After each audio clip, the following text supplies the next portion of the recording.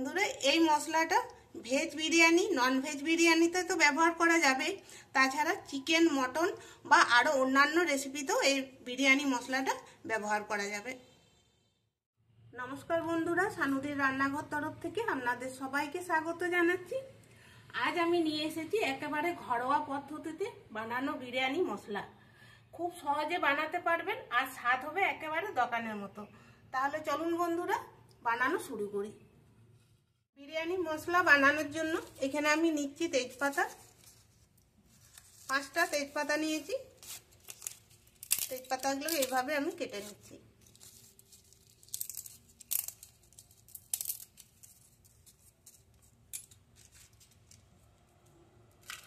নিচ্ছি শুকনো লঙ্কা, লঙ্কা ডাঁটিগুলোকে এইভাবে ছাড়িয়ে নিতে হবে।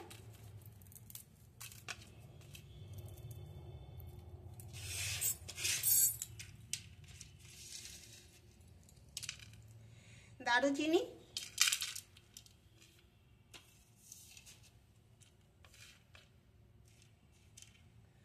দুটো বড় এলাচ,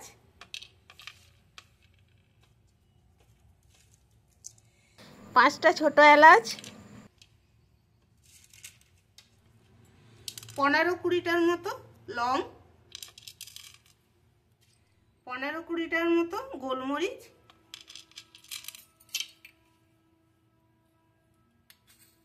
এবার আমি চামচ মাপ করে নিচ্ছি গোটা ধনে,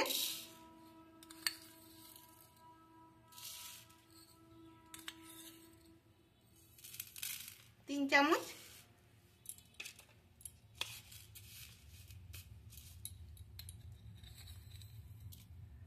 গোটা জিরে 2 চামচ,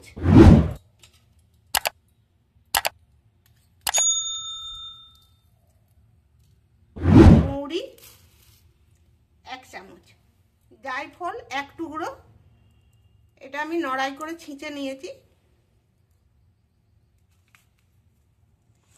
এবার আমি জয়িত্রী নিচ্ছি, অল্প করে দিচ্ছি, এগুলো কিন্তু অল্প করেই দিতে হয়।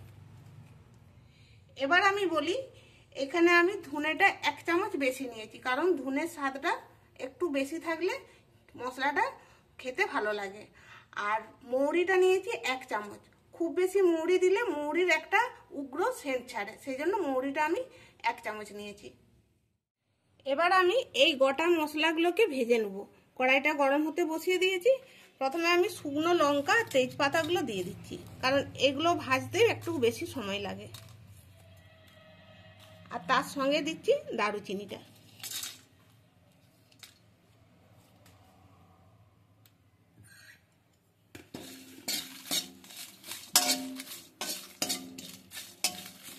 বন্ধুরা এই মশলাটা না ভেজেও এটা বানানো যায়, তবে ভেজে নিয়ে বানালে কি হয়, দারুণ একটা সেন্ট ছাড়ে আর তাছাড়া অনেক দিন পর্যন্ত ভালো থাকে। এগুলো ভাজা হয়ে গেছে, এবার বাকি মশলাগুলো আমি দিয়ে দিচ্ছি। গ্যাসের আঁচটা একদম মিডিয়ামে করে রাখতে হবে, কারণ বাড়ি দিলে মশলাটা উপর থেকে পুড়ে যাবে, তাতে করে কি হবে, মশলাটা খুব একটা ভালো হবে না পুড়ে গেলে। মশলাটা ভাজা হয়ে গেছে, এবার আমি গ্যাসটা অফ করে দিয়েছি। এবার আমি নামিয়ে নেব, নামিয়ে ঠান্ডা করে তারপর দেখাচ্ছি।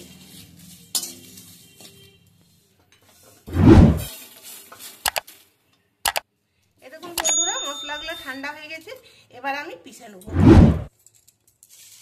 বন্ধুরা আজকের এই ভিডিওটি ভালো লাগলে একটা লাইক করবেন, কারণ আপনাদের একটা লাইকে আমাদেরকে অনেক উৎসাহ করে। চ্যানেলটিকে সাবস্ক্রাইব করবেন আর বন্ধু বান্ধব আত্মীয় স্বজনদের কাছে একটু বেশি করে শেয়ার করবেন।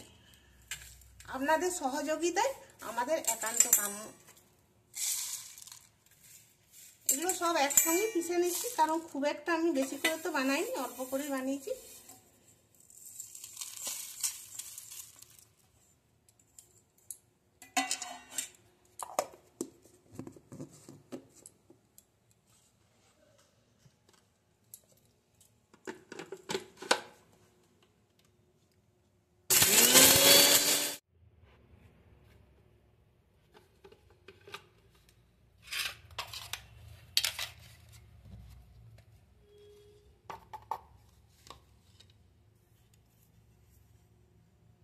এই দেখুন এইরকম মিহি করে আমি গুঁড়িয়ে নিয়েছি।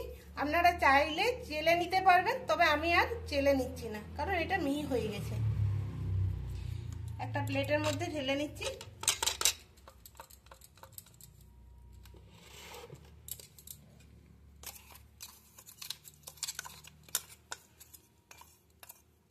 অনেকটা কিন্তু তৈরি হয়েছে। ভেবেছিলাম হয়তো অল্প করে বানাচ্ছি তো অল্পই একটু হবে, কিন্তু না, অনেকটা তৈরি হলো। বন্ধুরা, এই মশলাটা বাড়িতে বানাচ্ছি তো এত সুন্দর সেন্ট উঠেছে যে পাশের বাড়ি পর্যন্ত গন্ধ যাচ্ছে।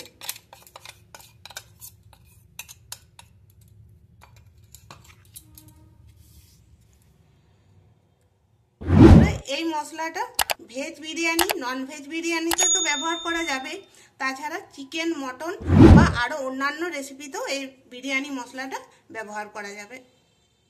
এবার এটাকে একটা এয়ারটাইট কৌটোয় ভরে আমি রেখে দেবো। 6 থেকে 8 মাস পর্যন্ত এই মশলাটা ভালো থাকবে। আর যদি ফ্রিজে রেখে দেওয়া হয় তাহলে 1.5 বছরও কিছু হবে না।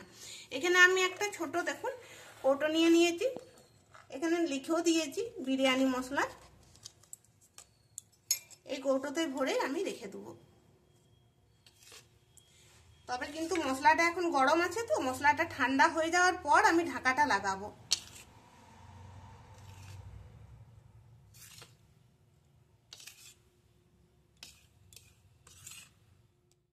কৌটোয় ভরে নিয়েছি।